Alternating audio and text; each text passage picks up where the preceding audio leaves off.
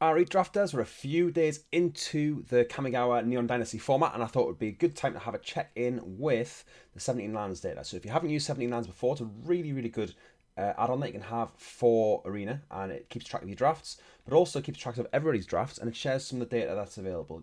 Lots of drafters use it, and it gives us good information. What I'm going to start off looking at here is the game in hand win rate, but then we're going to do a little bit more analysis on it that we can't just do on here, and I've had to put some stuff into Arena. So the game in hand win rate, which is this one here, it shows that Okiba Reckoner raid, this one drop black, is the most winningest common or uncommon in the whole set. So, sorry, that's just the common. So the most winningest common in the set is Okiba Reckoner raid. We've got then Virus Beetle after that. Then we've got Network Disruptor. And then we've got Imperial Oath as the fourth most winningest common. Down the bottom, we've got things more like these really weird situational cards. You've got Aki Warpaint. Well, actually, no, these three aren't. These bottom three don't have enough data for them for... Oh, no, we do have game in hand win rate data for them. So, yeah, Aki Warpaint, which is just a very mediocre aura. Reckoner Shakedown. You've got Spell Pierce. Okay, I did say counters weren't going to be as good here. Kindled Fury, which is like just a bad Sure Strike. Futurist Sentinel, which is a bit of a bad vehicle. So like nothing really surprising down here. Thundersteel Colossus down here, so that's maybe something to point out as well. So they're the cards which are bad. Some of them are quite obviously bad, and we'll come back to that in a second. For the uncommons, so the most winningest uncommon in the set is Blossom Prancer. And you know, it does just look like that a good card. You've got Life of Toshiro Mizawa, which is also a good card. Kappa Tech Wrecker, which I think is a bit higher than I was expecting, but I still know it's a good card. It worked really well over the weekend of pre-release. If we go down the bottom here, right at the bottom, you've got Anchor to Reality, which is a bit of a weird one. Bronze Cudgels, just a bad equipment. It's nothing too exciting. It's got a cool effect. It's got a unique effect, but you're looking at it, doesn't seem very good. Raito Sentinel, which is a similar situation, just doesn't look very good. So it's interesting to look at this data, and it's really, really useful, and it's good if you want to compare things. So if you're stuck with a pack and you're trying to pick between Leech Gauntlet and Seismic Wave, and you think, oh, I don't know which one of these I want, you can look at the game in hand win rates and you can compare them, and you can see a little bit of a tiebreaker. So I think sometimes it's quite useful to look at this data. What I want to do though is I want to have a look at what is overpicked and underpicked. So what I've done is we've got the game in hand win rate, and I've ranked these. So the low numbers in these rankings are the high game in hand win rate. So we've got Imperial Oath up here. We'll come back to what this means in a second.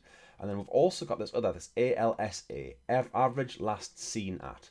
And this is where a card is picked in the draft. So this is on average when it's keeping track of the draft. It's going to be just into pick 7, is when you're going to be seeing this card too. And that's where it tends to get taken at the end of the first round of the draft. Whereas you would have something like, and we're just looking at commons and uncommons here. Let's say for one that's really low. So 3.4 here for Bosage Who Reaches Skyward. That is, in fact, I just spotted it on 17 lands. So Bosage Who Reaches Skyward. Here, it's a good winning card, but it's also picked quite highly. So that's not too surprising. If it's a good card, it's picked highly, that makes sense. That doesn't really tell us anything. What I want to do is have a look at the cards which are good but aren't picked highly, or bad but are picked too highly. So what I've done is I've done a little calculation here, nothing too exciting, nothing on the sake of its level, but I think it's quite interesting. And I've ranked the average last seen at and the game in hand win rate, and then I've done a calculation to see where the biggest differences lie. So the Imperial Oath, which was also in this, so we have Imperial Oath was the most winningest common, or third most winningest common. I don't know, it was a common, so we'll go back to commons. Imperial Oath, 6 mana, create 3 2/2 white samurai creature tokens, scry 3. Looks good, maybe a bit pricey, a bit of a late game card. You don't necessarily want your red white deck where you want your samurai, but it does have a good game in hand win rate. And when we look here, it's picked really low. It's picked really low, like pick 7, pick 8 type of time, but it's got a ridiculous game in hand win rate. So that is one which is really, really underpicked. So that is one that people should be picking slightly higher, I think. Season of Renewal. What I'll do is I'll just flash some stuff on the screen. So you've got Season of Renewals next here as well. Commune with Spirits, that's the one green. Look at the top 4 cards of your library, get a land or an enchantment. I found that really good as well. There's a lot of good enchantments in a lot of the green decks as well. Harmonious Emergence and Tamio's Safekeeping. These are all cards which have quite high. These are all kind of pick 7, pick 8, pick orders. And then they've also got quite good game in hand win rates. So you've got in the high 50s, even in the 60s here for the game in hand win rates. And you can see these are the ones which are the most underpicked cards. And you can see the other ones on the spreadsheet as well. Looking at the other end of the scale, so if we go right at the bottom of here. So the Goshen Eye of Ancient Wars, according to this data, as it is, it's still quite early in the format, so the data hasn't quite carried out. It's picked really, really early. Well, fairly early. The 42 most picked card in the set in the commons and uncommons. Last see it around pick 4, and it's only got a 52.1% win rate. It is worth saying that the average win rate on 17 lands is about 54-55%, because the better drafters tend to use 17 lands, but this is still... it's not a bad win rate, but it's not great either. So that is the red Goshen Eye. It's one that deals damage to face. I think it's a 2/2 first strike, if I remember right. I can't remember off the top of my head, but you should be able to see it on your screen now.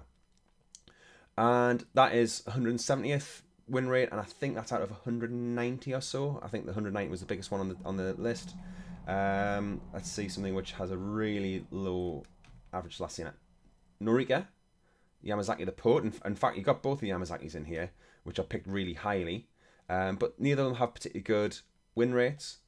The Norika is a little bit higher than Heigo, but it's still quite there. You've got Imperial Recovery Unit, Acquisition Octopus down here as well. Dragon Spark Reactor, I've seen it go off, but I think it is quite difficult to get going, so that may be a special case. You've got Asari Captain down here. Now, it's worth saying that this is why I picked out Asari Captain. It's a gold card, so it's going to get picked quite late. So actually, that's saying something different. That is saying that this is picked quite highly for a gold card, and it's got quite a low win rate. Whereas if we go back to the top, we might see something with a low win rate. So you've got the blue-red one, the Enthusiastic Mechanaut, which makes artifacts cost less.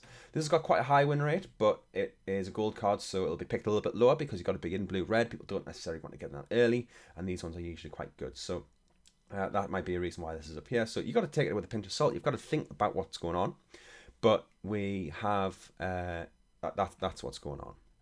Now, the keen-eyed among you might notice that there is a code at the bottom of the screen here. Maybe I should have this zoomed in to start with. But there's a code at the bottom of the screen here that you can see. And that is for 6 packs. It's for the pre-release code from the weekend. One of my spares, so feel free to use it if you didn't get to a pre-release. Obviously only one of you, but it is, again, a thank you for everybody who's new to the channel over the last few days. It's had an absolutely incredible response, and I hope you like this. Let us know in the comments if there's any surprises here, anything which you thought might be better, anything you thought might be worse. You're surprised to seeing the overpicked or the underpicked, or anything else you'd like to see from the channel. I really, really appreciate you coming by, and I hope to see you again soon.